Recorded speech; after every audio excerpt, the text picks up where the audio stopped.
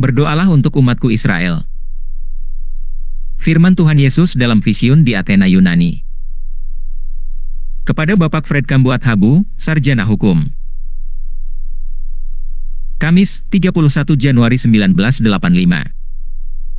Fred, mengapa engkau terlalu mementingkan dirimu sendiri? Mengapa engkau berdoa tiap-tiap hari hanya untuk dirimu sendiri, untuk keluargamu sendiri dan untuk bangsamu sendiri? Mengapa engkau tidak pernah berdoa untuk umatku Israel? Tidak tahukah engkau bahwa apabila umatku Israel bertobat dan percaya kepadaku, maka engkau dan keluargamu serta bangsamu akan aku berkati bersama-sama dengan umatku Israel yang juga percaya kepadaku?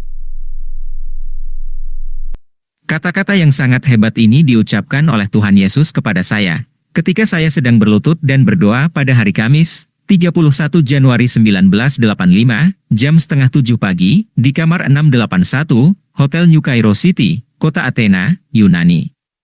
Ketika saya membuka mulutku hendak berdoa, tiada satu kata pun yang keluar dari mulutku karena Tuhan sudah membuat lidahku melekat pada langit-langitku. Mazmur 137 ayat 5 dan 6, sehingga saya tidak dapat mengucapkan doaku yang penuh keakuan kepadanya. Tuhan Yesus sudah bosan mendengar doa-doa keakuanku yang selalu keluar dari hati dan mulutku dalam namanya kepada Elohim Bapa di sorga. Ketika saya sedang bergumul dan mau berbicara kepada Tuhan dalam doaku di pagi itu, tiba-tiba saya mendengar nama saya dipanggil orang.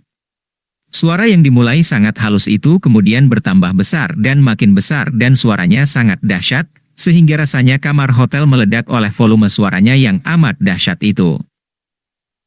Ketakutan mencekam saya serta keringat dingin membasahi seluruh tubuh saya, walaupun udara dingin dari musim dingin di Yunani dan Eropa sedang memenuhi kamar saya. Di dalam roh saya tahu bahwa Tuhan Yesuslah yang sedang berbicara kepada saya. Lalu Tuhan melepaskan lidahku dari langit-langitku, dan saya mulai mengadakan dialog dengannya. Dan saya berkata kepada Tuhan Yesus, Tuhan, masih pedulikah Engkau dengan umatmu Israel? Bukankah mereka sudah menolak Engkau dan menyalibkan Engkau? Tetapi kata-kata yang sama terdengar kembali dengan lebih besar dan lebih dahsyat lagi. Saya gemetar ketakutan.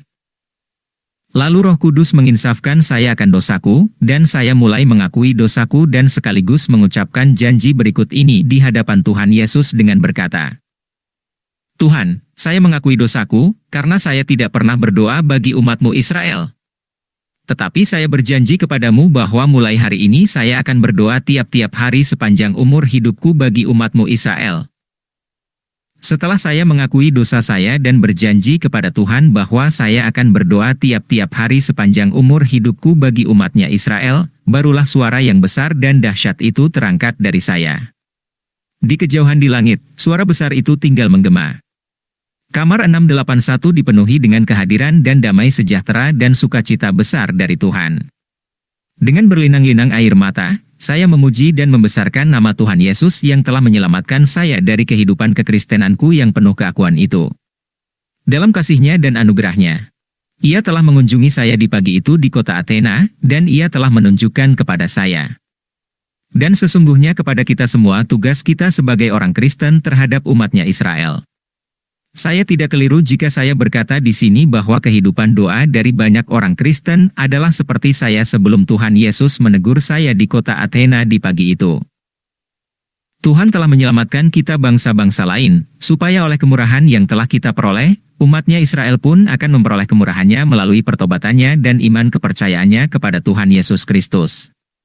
Roma 11 ayat 30 dan 31. Mungkinkah kita sudah melupakan janji besar dari Tuhan Elohim kepada Abraham, dalam Kejadian 12 ayat 3. Elohim berjanji kepada Abraham, Aku akan memberkati orang-orang yang memberkati engkau, dan mengutuk orang-orang yang mengutuk engkau, dan olehmu semua kaum di muka bumi akan mendapat berkat. Janji dalam firman Tuhan kepada Abraham, adalah janji umum bagi segala suku dan bangsa di permukaan bumi. Janji dalam firman Tuhan Yesus dalam Vision di Athena adalah janji khusus kepada setiap orang Papua, setiap keluarga Papua dan semua orang Papua. Dan Raja Daud menulis dalam Mazmur 122 ayat 6.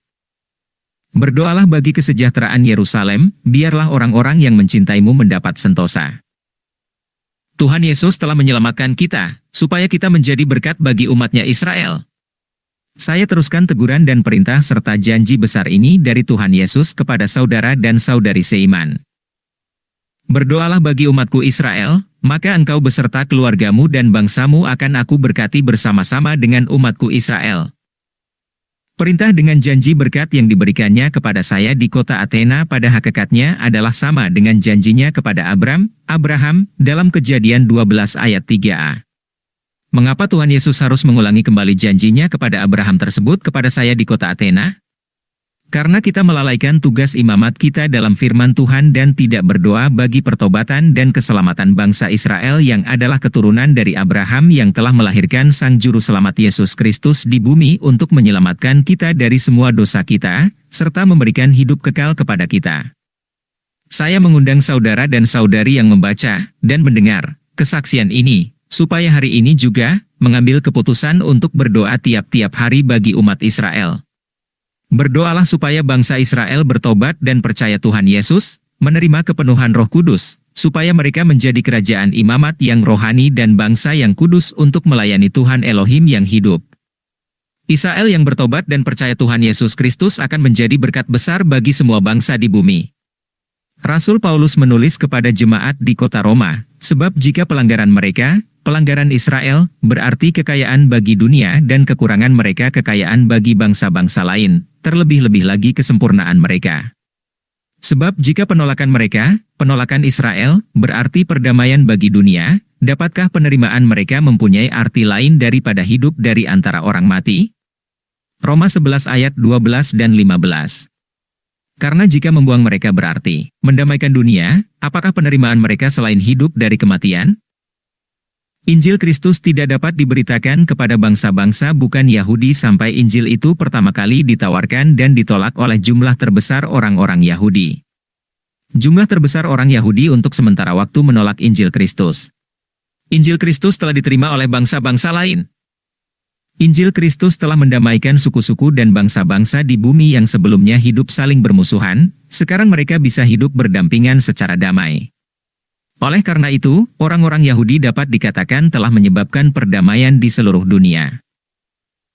Bangsa Yahudi dan Israel yang belum bertobat saja sudah menjadi berkat besar bagi seluruh umat manusia di dunia.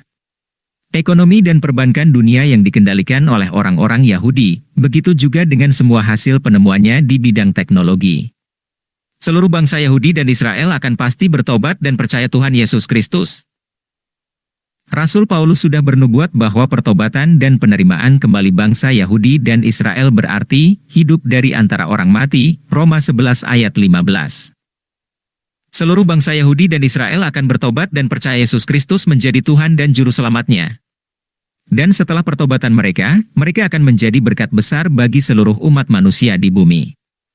Tuhan Yesus sesuai dengan janjinya sendiri dalam vision di Athena akan memberkati semua orang Papua dan semua orang Kristen di tanah Papua yang setia mendoakan pertobatan dan keselamatan bagi umatnya Israel. Sebab Kristus adalah ya bagi semua janji Elohim. 2 Korintus 1 ayat 20. Anda akan melihat mujizat Tuhan dalam kehidupan pribadi dan keluarga serta bangsamu apabila Anda tekun berdoa untuk umatnya Israel. Janji Tuhan Elohim kepada Abram dalam Kejadian 12 ayat 3 dan yang diteruskan oleh Ishak kepada anaknya Yakub dalam Kejadian 27 ayat 29 telah bermuara bagi Papua dalam vision di Athena pada Kamis, 31 Januari 1985. Dalam Kejadian 12 ayat 3, Tuhan telah memberikan janji umum kepada semua orang di bumi tentang sikap mereka terhadap bangsa Yahudi dan Israel sebagai keturunan Abraham dan Ishak dan Yakub. Tuhan Yesus dalam vision di Athena sudah memberikan firman-Nya dengan perintah dan janji khusus kepada setiap orang Papua, semua keluarga Papua dan semua orang Papua untuk selalu mendoakan pertobatan dan keselamatan bagi umatnya Israel dan bangsa Yahudi.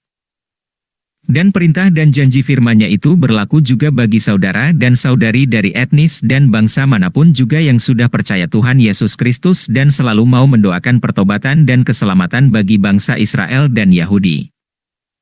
Percayalah bahwa Roh Kudus akan memimpin Anda dalam melaksanakan tugas imamat Anda untuk mendoakan pertobatan dan keselamatan Israel,